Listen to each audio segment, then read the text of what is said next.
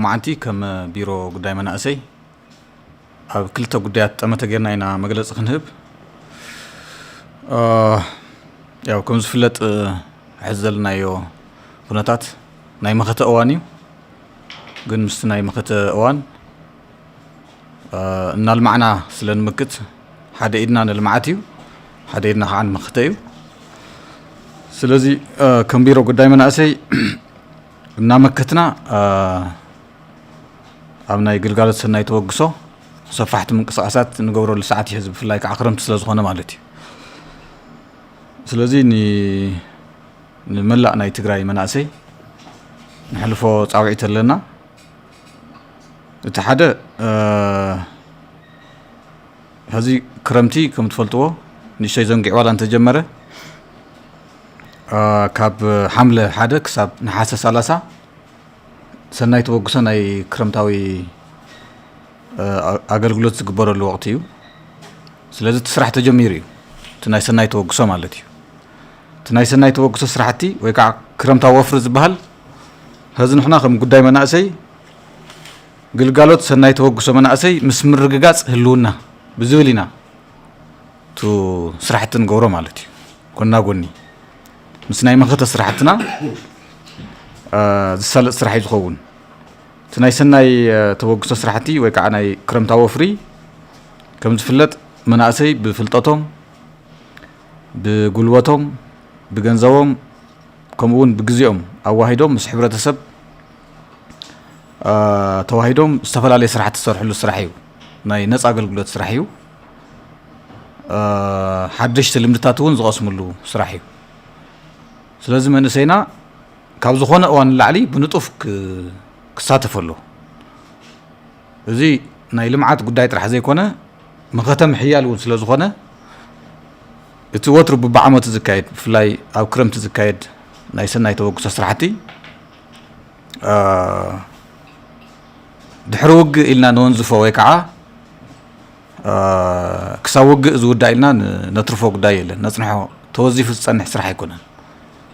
قلنا قلني نعم سرحي سلازي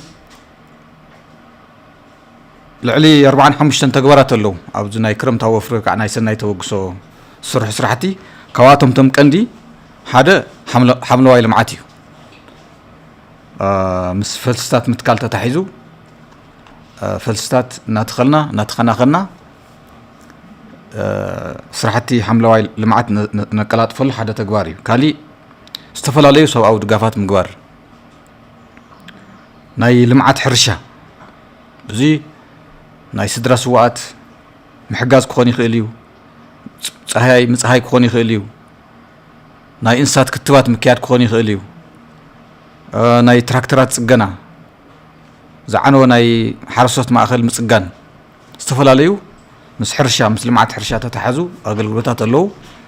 እዚ እውን ሓደ ንጥፈትና እዩ ማለት እዩ ካሊእ ምስ ትምህርትን ስልጠናን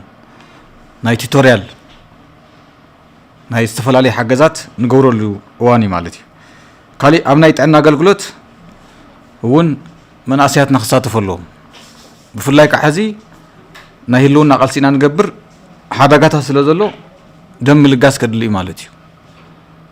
زي كل جزء مستناي كرمتاوي توتوي كع كرمتاو وفري دم الجاس يجبريو أو كل بوتا هذا خانة يمخطئ وان سلازخانة كم زعينة تقلقلوت مستناي تعينا تتحازة بفلاي كع مستناي دم الجاسون أجداسي مالتي تعينا بيرو حساب صوعنا كنا نكنبل زلنا مستعينا بيرو انتظارينا هنا حوراو مدبيو تعينا بيرو مداركتنا كابتوم بحالو حدا تكاليو سلازم سينا وزيون قلنا قدني خسر حلو مالتي امناي من قد ترافيك تحنت محلاو امناي كتمال مع السرحتي ون بتماسالي بفلاي كعا ابزي حقاو ناي سوات زوور زيون بنقحت أم مكات قلنا مستناي كرمتاوي توت كافتهم سرحتيهم مالتي لازم حزي كم بيرو قداي من أسي تلمنا يزلنا ناكوابي فرق مليون زخون من أسي أفتي كرمتاو قلقلت كساتف كاوي 500 سنت شعات شحن حدا 167 مناسي كساتفو تلمي غيرنا لنا ابزي ناي كرمتاوي اغلغلوت ساتفو مناسي بزحي مالتي كم بيرو زحزنا يتلمزيو ازي كساخ عند حر كوينو كاب طابيا حساب زوا كوميتيتات كطايشلو سرعه معوات مالتي لذي ابز حلفه اب خصمن اب كتما وقرن ناي تمرت مناسي اخوا كايدنا اينا تزوريغو زنبره ناي مناسي حدنت تفويسيو ناو حدا مصيو مناسياتنا ناو حدا جنبار مصيوم حدنتهم اسخاخيلهم كم زعمو كم صرحو منقساو مدبات كم فصمو تردادينا اينا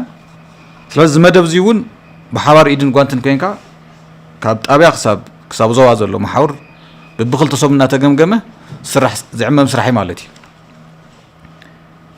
اوزي تتقامو خون اللون ولا حبرتسب على 1 مليون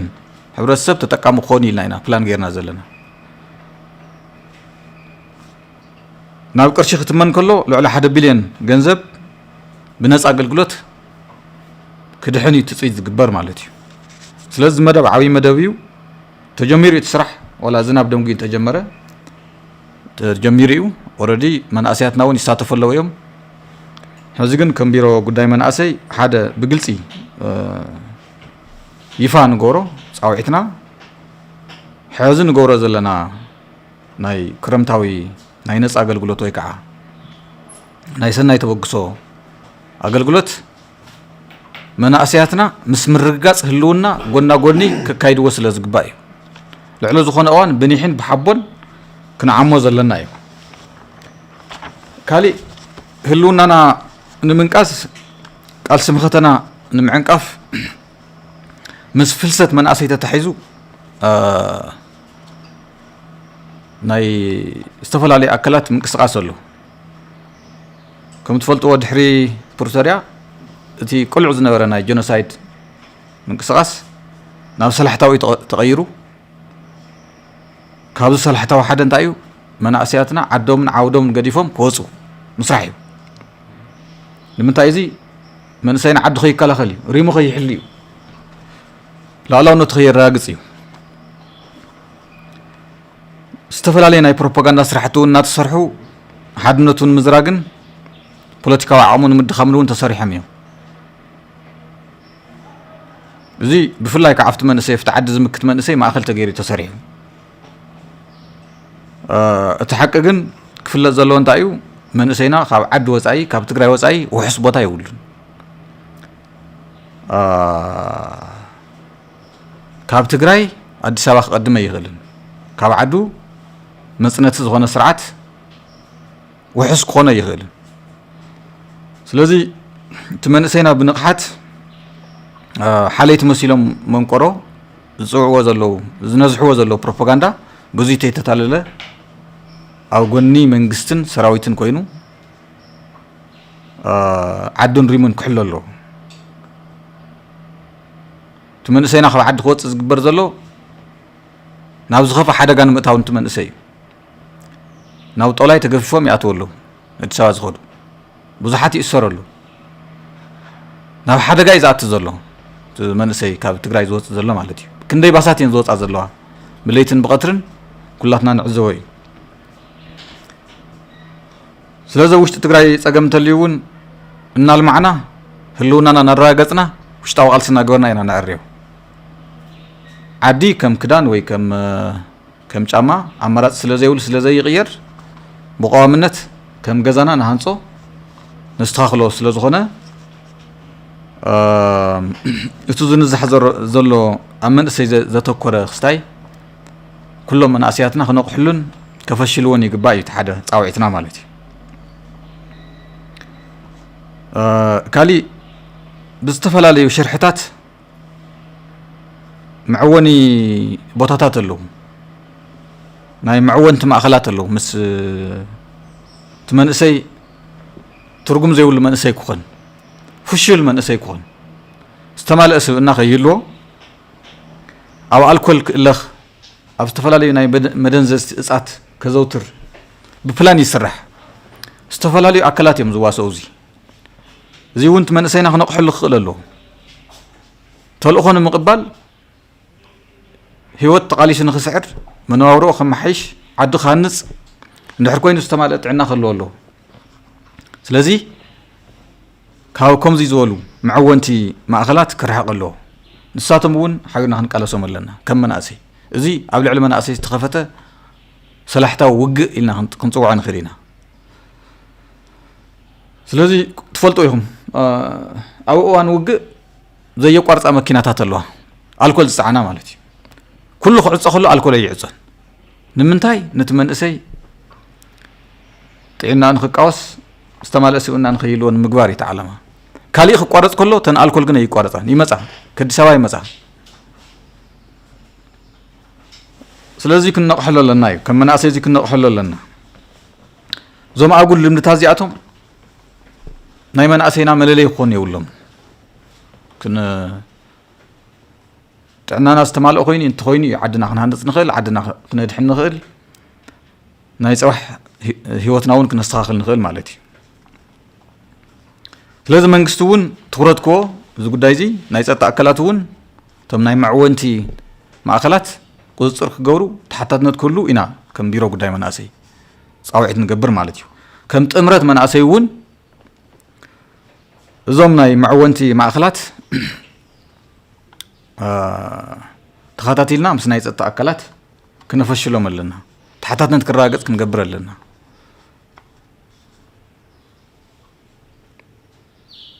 سلازي كم تمنسينا كوعد خوت زقبروا زلو نا معونتي مأخلات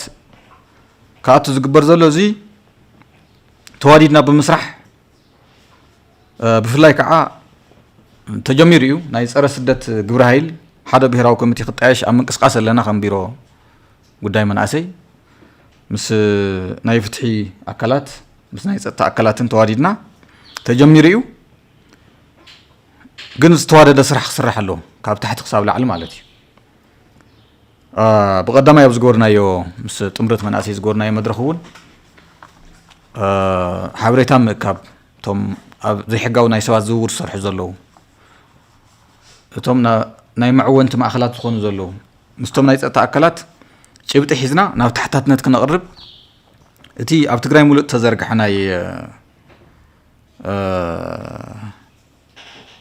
ናይ ሰባት ዝውውር መሓውር ንምብትታኽ ተዋዲድካ ምስ ናይ ፀጥታ ኣካላት ክስራሕ ከም ዘለዎ እዩ እቲ ኣብ ምርዳእ ዝበፅሕናዮ ማለት እዩ ስለዚ እቶም ናይ ፀጥታ ኣካላት እውን ዝብሉ ዘለዉ እንታይ እዩ ኣብ ጭብጢ ኣብ ምእላሽ መርትዖ ምእላሽ ናብ ታሕታትን ንምቕራብ መናእሰያት ክትሕግዙና ኣለኩም ዝብል እዮም ኣቕሪቦምልና ኩሉ መንእሰይና እቶም ሰባት ዘዘዋውሩ ዘለዉ መንእሰይና ናብ ቢዝነስ ቀይሮም መሓውር ዘርጊሖም ዝንቀሳቐሱ ዘለዉ ደለልቲ ዘይሕጋዊ ደለልቲ ፍልሰት መናእሰይ ዘቀላጥፉ ዘለዉ ደለልቲ ናይ ፀላእ መሳርሒ ኮይኖም ዝሰርሑ ዘለዉ ደለልቲ ናብ ሕጊ ንምቕራብ እቲ መንእሰይና ብንቕሓት ክንቀሳቐሱ ኣለዉ ተዋዲድና ክንሰርሕ ኣለና ከም ቢሮ ጉዳይ መናእሰይ ንሕና እዚኣቶም ናብ ሕጊ ክቐርቡ ድልዋት ኢና ምትሕጋዝ የድልየና እዩ ማለት እዩ ኩሎም ናይ ፀጥታ ኣካላት እውን እዚ ግዴታ ኣለዎም እዩ ፖሊስ ይኹን ሚሊሻ ይኹን ሒዝካ ምስዳድ ምልክታት ስለ ዘሎ እዩ ካብ ታሕቲ ዝመፀና ስታይ ሓበሬታ እቶም ሒዞም ዝሰዱ እውን ታሕተት ትኾኑ ኢና ክንቃለስ ንሕና ምክንያቱ ብሂወት መንእሰይ እዮም ዝቕልዱ ዘለዉ ገበነኛ ክሕተት ጥራሕ እዩ ዘለዉ እቲ መንእሰይና ግን እዞም መሓውር ዘርጊሖም ዘይሕጋዊ ስደት ዘቀላጥፉ ዘለዉ ናብ ቢዝነስ ናብ ንግዲ ቀይሮሞ ዘለዉ ሰባት ታሕተት ክንገብሮም ኣለና እቲ ሓደ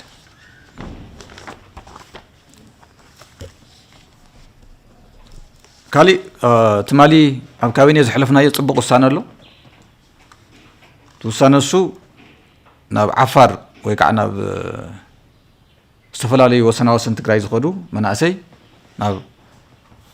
ተደናጊሮም ናብቶም ንመኸተ ፀረ መኸተ ደው ዝበሉ ሓይልታት ተፀንበሩ ትማሊ ከም ካቢነ ውሳነ ተወሲኑ እዩ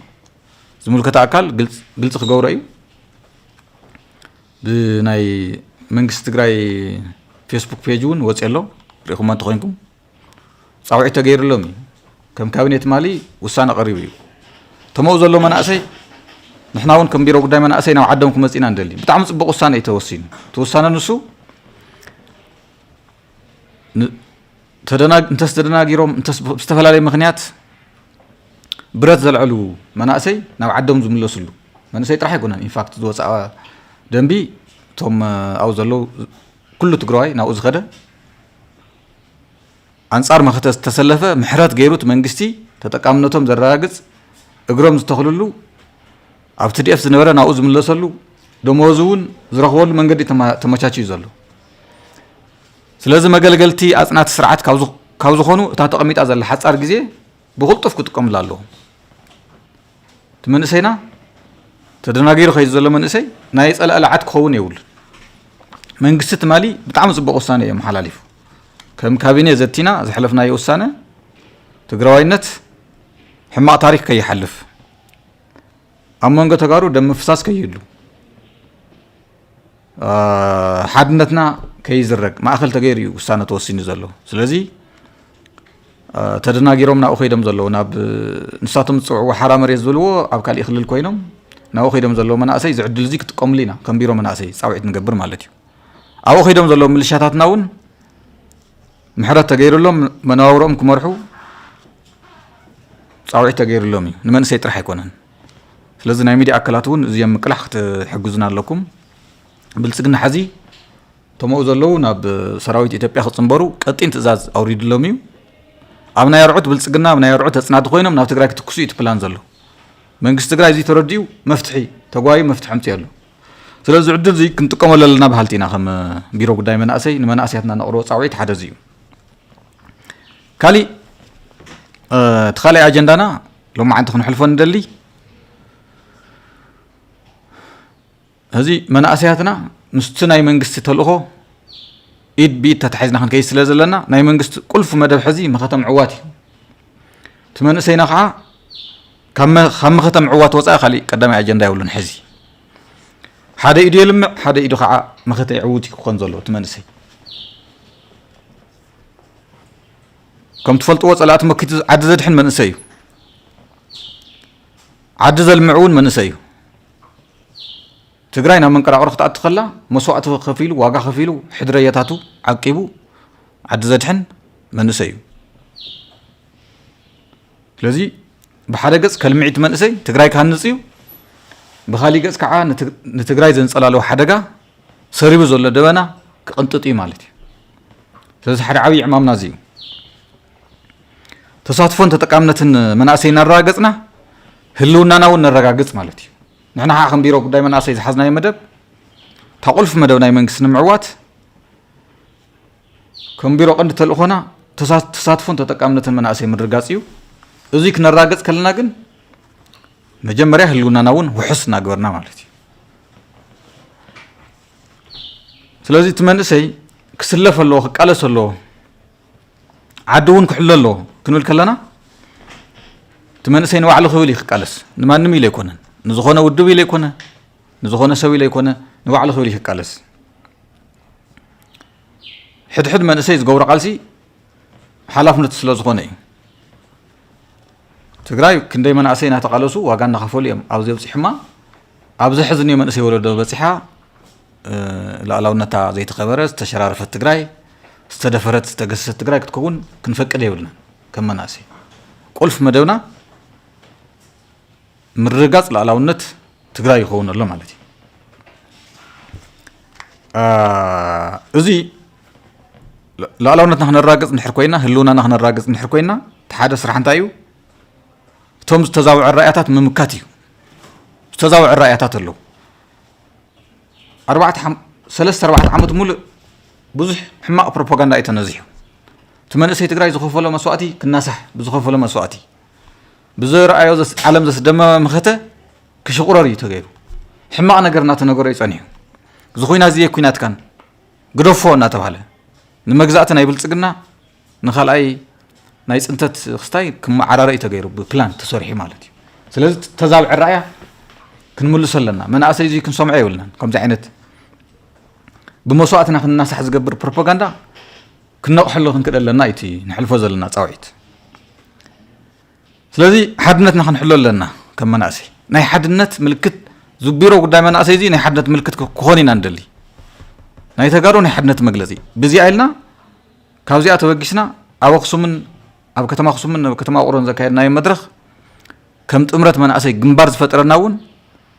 ናይ መራግሕ ማእኸል ዝነበረ ብተሰላልፋ ምክንያት ናብ ሓድነት ኣምፂና ኢና ምስሊግ መናእሰይ ይኹን ማሕበር መናእሰይ ይኹን ምስ ካልኦት ኣብ መንእሰይ ዝሰርሑ ብጥምረትን ብግንባርን ብሓድነትን ክንሰርሕና እንደሊ እምበር ክንራጋሕ ይኮንና እንደሊ ስለዚ ሓድነት መንእሰይ መሊስና ሓድነት ትግራይ እውን ክነምፅእ ኣለና ንምንታይ ሓድነቱ ዘይሓለወ ብሄር ሓድነቱ ዘይሓለወ መንእሰይ ዓውዱን ከድሕን ስለ ዘይኽእል ማለት እዩ ስለዚ ኣብዚ ሽም TDF ምዕቃብ ኣገዳሲ ንባዕልና ክንብል ማለት እዩ ኣብ TDF ዘሎ መንእሰይ መብዛሕትኡ ከም ትፈልጥዎ ዋጋ ዝኸፍል ዘሎ ዋጋ ከፊሉ ዓዲ ዘድሕን ዘሎ መንእሰይ እዩ ሽም TDF ምብልሻው ምምርሳሕ ሽም መንእሰይ ምብልሻው እዩ ትኽባር ዋጋ ዝኸፍል ዘሎ መንእሰይ ምብልሻው ዝኸውን ዘሎ ማለት ስለዚ ናይ ሰራዊትና ሽም ክንዕቅብ ኣለና ኣብ ልዕሊ ሰራዊትና ዝትኮስ ጥይት ኣብ ልዕሊ ሰውነትና ከም ዝዓለወ ርኢና ክንምክቶ ኣለና እቲ ሓደ ሰራዊትና ንሓየልና ጅግነት ናይ መናእስያትና ንዓቀብና ዓድና ንሕሉ ማለት እዩ እቲ ካሊእ ተዛብዐ ራእያ እንታይ እዩ ብልፅግና ዘይከኣል ስርዓት ከቢድ ሓይሊ ከም ዝኾነ ዝተነዝሐ ወር ኣሎ እቲ ናይ ቀደም ብልፅግና እቲ ናይ ቀደም ናይ ኢትዮጵያ መንግስቲ ስማዓት ቀላጹም እናሃለየ እቲ መንእሰይ ህዝቢ እውን ክርዕድ ክፈርሕ ዓዲ ከይምክት ብኣንጻሩ ትግራይ ውሕስተ ኣይኮነትን ዓድኻ ገዲፍካ ከይዱ እዩ ዝበሃል ተም መሬት ዘሎ ሓቂ ግን ንሱ ኣይኮነን እዩ ከም ቢሮ ጉዳይ መናእሰይ ንሕልፎ መልእኽቲ ኣብ መሬት ዘሎ ሓቂ ንሱ ኣይኮነን ብልፅግና ሓይሉ ዝተመናመነ ኢኮኖሚ ዝተወቕዐ ዝተነፀለ ኣብ ክባ ዝኣተወ ስርዓት እዩ እዚ ኩሉ መንእሰይ ክርድኦ ዘሎ ከመይ ኢሉ ክባ ኣትዩ ዘሎ ክመፀ ሓይሊ ሚዛን ተዛዊዑ እዩ ቅድሚ ሕዚ ዝነበረ ሓይሊ ሚዛን የለን ኩሉ መንእሰይና ክርድኦ ዘሎ ሓይሊ ሚዛን ናይ ቀርኒ ኣፍሪካ ተዛዊዑ እዩ ናይ ፖለቲካ ትግራይ ቃልሲ ይቀይርዎ እቲ ሓይሊ ሚዛን እዚ ክፍለጥ ዘለዎ ማለት እዩ ኣብ ቀርኒ ኣፍሪካ ዘሎ ኩነታት ኣንጻር ብልፅግና እዩ ኩሉ ትማሊ ኣብ ጎኒ ብልፅግና ዝነበረ ቀርኒ ኣፍሪካ ሎሚ ኣንጻር ብልፅግና እዩ ንስኻትኩም ናይ ሚድያ ስለ ዝኾንኩም ትፈልጥዎ ኢኹም ኣብ ቤኒሻንጉል እንታይ ኣጋጢሞ ኣሎ ብልፅግና ኣብኡ እቲ ናይ ምሕዝነት ሓይሊ ኣብ ቤኒሻንጉል እንታይ ይገብር ኣሎ ኣብ ካሊእ እንታይ ይገብር ኣሎ ኣብ ክባ ኣትዩ ዘሎ ትግራይ ዘይኮነስ ብልፅግና ኣብ ክባ ኣትዩ ዘሎ እቲ ምሕዝነት ንብልፅግና ናብ ክባ ኣትይዎ እዩ መንእሰይና እዚ ክርድኦ ኣሎ እቲ መንእሰይ ተዳሂሉ ዓዲ ከይምክት ዝግበር ዘሎ ክነቕሐሉ ምንታይ እዩ ዘሎ መን እዩ ክባ ኣትዩ ዘሎ ትግራይ ኮነት ናብ ክባ ዘላ ብልፅግና እዩ ክባ ዘሎ ናብ ሱዳን ኢደት እዩ ኣሸባሪ ስለ ዝኾነ ስርዓት ንሱ ንሕና ኣይኮናን ኣሸበርቲ ኣሸባሪ ናይ ማን ኣሸባሪ ላዕላውነት ዝበሃል ዘይፈልጥ ትርጉም ላዕላውነት እውን ኣጥፊእዎ እዩ ንትግራይ ክወቅዑ እውን ኣጥፊእዎ እዩ ናብ ሱዳን እውን ኢደት እዩ ባዕሉ ብዝፀውዖ ንባዕሉ ግን መጥፊእ ይኸውን ኣሎ እዚ ኣንጻሩ ኩሎም ተላዒሎም ምስኡ እነበሩ ጠሊሞም እዮም ኤርትራ በልዎ ሱዳን በልዎ ሶማሌ በልዎ ካሊእ እውን እንተኾነ ስለዚ ኣብ ክባ ዝኣተወ ስርዓት እዩ ኣብ ኢትዮጵያ ቅቡልነቱ ዘብቃዕ ስርዓት ምዃኑ ኩሉ መንእሰይ ክርዳእ ኣሎ ኣብ ኢትዮጵያ ህዝቢ ኢትዮጵያ መንግስቲ ኢትዮጵያ መግለፂ ኣውፅአ ኣገዲዱ ከሰልፍ ተዘይኮይኑ ባዕሉ ብልፅግና ስርዓት ኣለኒ መንግስቲ ኣለኒ ኢሉ ህዝቢ ኢትዮጵያ ኣይንቀሳቐስን ተረዲዎ እቲ ስርዓት ፀረ መነባብሮኡ ፀረ ህልውና ከም ዝኾነ ህዝቢ ኢትዮጵያ መብዛሕትኡ ተረዲዎ እዩ ተገዲዱ ተዘይኮይኑ ተገዲዱ ዝኣተወ ሰራዊት ከዓ ይቃለስን ከምዘይ ቃለስ ኣብ ሸረሪና ኣብ ዝሓለፈ ሰሙን ተራእዩ ብውሕድ ሓይሊ ሰብ እዩ እቲ ናይ ትግራይ ሓይሊ ኣብኡ ተንቀሳቒሱ ዘፈሸሎ ማለት እዩ ስለዚ ቅቡልነቱ ዘብቃዐ ስርዓት እዩ ካሊእ ኣብ ጎኑ ዝነበሩ ሓይልታት ከም ሻዕብያን ከም ፋኖን ኣንጻሩ ተሰሊፎም እዮም ካብ ጎኑ ተነፂሎም ጥራሕ ዘይኮንስ ኣንጻሩ ብረት ኣልዒሎም እዮም ስለዚ ቀላፅሙ ዝላዘየ ስርዓት እዩ ናይ ኢትዮጵያ ኢኮኖሚ እውን ኩናት ዝፀውር ኢኮኖሚ ኣይኮነን ናይ ኢኮኖሚ ምድኻም ኣብ ትግራይ እውን ኣሎ እዩ እቲ ዝኸፍአ ምድኻም ግን ኣብ ኢትዮጵያ እዩ ዘሎ እዚ ክንርዳእ ክንክእል ኣለና ትግራይ ጥራሕ እያ ፀገም ዘለዋ ዝብል ነቲ መንእሰይ ንምድሃል ዝመፅእ ካብ ትግራይ ዝኸፍአ ረግረግ ዘሎ መንግስቲ ኢትዮጵያ እዩ መሓዛ ኣልቦ ኮይኑ ዘሎ መንግስቲ ኢትዮጵያ እዩ መሓዙ ተጥርያ ዘላ ትግራይ እያ መሓዙ ስኢኑ ዘሎ ናይ ኢትዮጵያ ስርዓት እዩ እዚ ክርዳእ ኣለዎ እቲ መንእሰይና ስለዚ ንሕና ብትብዓት كنقالس زخل كونتات يزول لمبر تداهلنا عدنا قديفنا خنوص زقبر كونتات يكونن زلو تحقي كاو على ما كونتاتنا المناسي حجازي قرن افريكا بمولو ناب دغافي ناي تግራይ قالسي هلونا تغيري قرن افريكا بمولو تماري مس بلصقنا زنبره لومي انصار بلصقنا خويني سلازي نقالسي هلونا دغافي خوين زلو على ما كونتاتون مس بلصقنا زنور عدتات بمولኦም او صقام اتيمين اب مدر بيتهم اف دغ غزام حو تولعيلهم نبلصقنا نمدغاف غزي يولهم نزي نوعلمو نو حدغاتيهم قاليهم نخانصو خم امرت زولو 15 عامت يدليهم نافت زنورو نخملصو بإيران تقطقيطم مالتي سلاز نبلصقنا مورال زهب على ما كنتات يلنا انا مورال زهب على ما كنتات يزلو ولا تعلم ما كنتات ازي كنردا لنا بحافشا اتي بلصقنا هز زلو كنتات بلصقنا سعر الاواني بلصقنا سعرلو حمد دبو زاتولو اواني هذي بلصقنا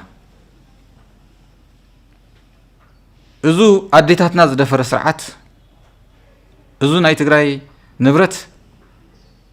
غراو تصويعو زورره سرعات حمد دبو خنا تولنا نمزلنا خمنا اسي اوانو هز سلازخونه بلصقنا زقبرلو اوان هز سلازخونه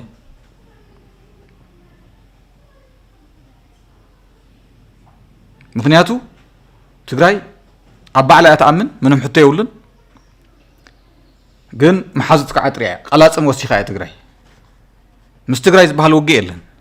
ويكعمس السودان نوين زبحال وجي يلن مس إيرترا زبحال وجي يلن بلصقنا خاطوان تخين توجي مس كلن مس كواجا إيليو خاطو نا فول سكيل وورك غير كله خما يحتكون مالتي سلازت ملسينا انتاي زبحال مس هاجر كيا معاتس درغاغعات زبحال مسلالو ولا وق انت هنا تግራይ بينات صورو وق يلن هذي بلصقنا او كباز اتو سلازخونه كلنا وعلى ختبل نايهلونا قالسي اتغبر فانون وعلى خولي نايهلونا قالسي زغبر منغستي إرترا نوعلى خولي نايهلونا قالسي زغبر سودان مس بلصقنا او وقي زوعل زلو بدرونا تدبريبيو ناي مسلطن ماخلات غيرو سراويت نوافره ناي سودان لالاونتون استحس سرعتي سلازو كلها نصحلايا تمنسينا زترفع ماملو بونن بحبوني كل عال زلو هزي كقبر زلو سرعتي مرزام سرعت سلازغونه سلازي او قمت متاو كلينايو بحافش انتاينا نزلنا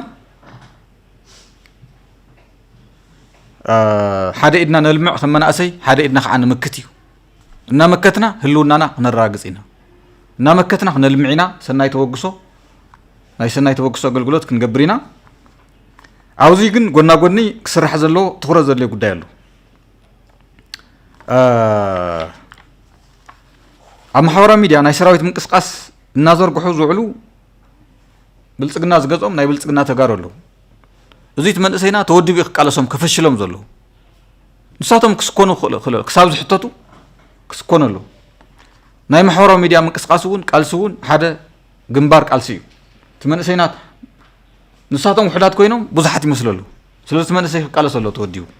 اوزيون كم طمرت من اسيون ملقت حليفنا هنا ناي سراويت منقسقاس ام ميديا زرغو اب سوشال ميديا زرغو تግራይ كيچنق او حدغا خاطو كومزي زغور زلو ولقسات تمنسي كقالسوم الله تؤوان ناي منسي ناتناي تؤوان ناي منسي سوانا سلازغنا اينا خا واغا كنكفل زلنا كنقالس زلنا بولك ناي تتقامنتن تساتفن منسي واغا نخفلنا كنحتتينا مسل منسي نمرغاص مالتي سلازي اموداتا كولوز دلنتايو تهز العالم ناي السعر عالميا هز العالم ناي السعر عالميا ذي سعر وترو دنياي فرادي وساني ذي تسعر خا وترو جبنانياي وترو تقصعي تسعر سلازم انا اسي تግራይ كنسعرن طرح يزلنا زي ولي ملختي كحلف دلي يغني لي